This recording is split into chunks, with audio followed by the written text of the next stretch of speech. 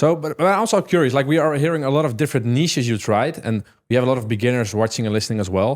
How do you identify those niches to go into? Like, what's your thinking process behind it?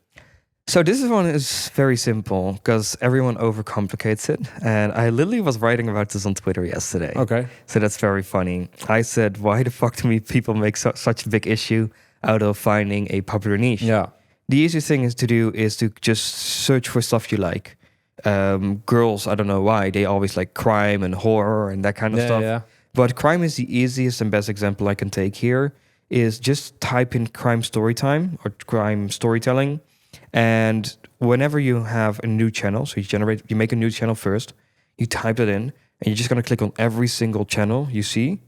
And then eventually you also go to the sidebar of those videos and click on more videos. So you're talking about going down the rabbit hole. Yeah, pretty much. So you click on everything for 10 or 15 minutes. Now your whole entire homepage is filled up with videos that are trending and are performing well. Yeah. And that's the prime example you need to have. And then you can take that data and see, if I make a thumbnail, is it better? Yes or no? If the channel that you're looking for, if they have more viewers on a consistent basis than they have subscribers, it's in the algorithm. If you have 25,000 subscribers and on average you're getting 400,000 views, are you in the algorithm? Yes or no? Yeah. Yeah, you're in the algorithm. Okay, so this is an interesting niche. So then you collect channels, you collect data, and you see, hey, listen, what are points I can improve? So for crime, this is really hard now. Why? Because there's a lot of channels doing longer videos in very high quality. The basis of the videos are normally between 30 minutes all the way up to 50 minutes now. So if you want to do something, you have to do it in compilation basis, but you have to do it with audio and the whole proper YouTube automation way, not just clips.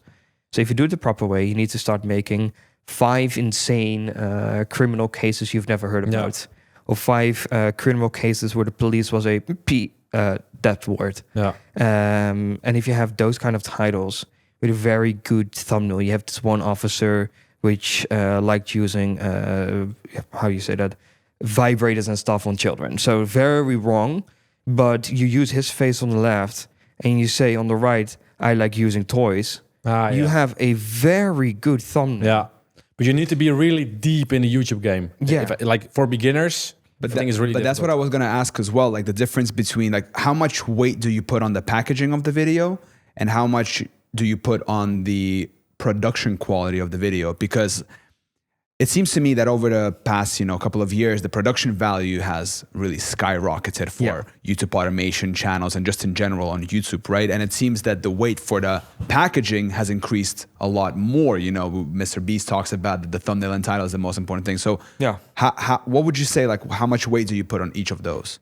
How much weight I put on each of those? Very simple. I would say that thumbnails are the most important part. I don't really care much about the video in the beginning, because to let people click is one thing, but to let people watch is a second thing. Yeah. Thumbnails goes prior to upload, to watching. Yeah. So you can have the best possible video ever, but if your thumbnail sucks, nobody's going to watch it. Yeah. So you got to first win the click. You first can make the click. That's why I said use controversial statements. Yeah. There was one video of a channel that I discovered a couple of days ago. I posted on Instagram as well. And the channel was called X-Cop. And they had one video of a white woman screaming, because you see that because her mouth is open. Mm-hmm. And you have this tool, is Google AI Vision. I don't know if you heard about it. Mm-hmm. You can check what emotion is being shared on the thumbnail. And you can see angry, because she's like, so you know that. And then the second thing is, she was wearing a bikini. So you saw the melons.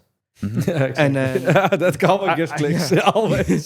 so that works to get people click. And then her racial slur that she used in the thumbnail was, yes, because she's the other color. Yeah. So it was as controversial as possible. Exactly. You have a half-naked woman saying a controversial slur while she's angry. Yeah. And what happened with the video? 3.8 million views in what was it, 22 days. Bam. That's a lot. Yeah, and the video was 40 minutes long.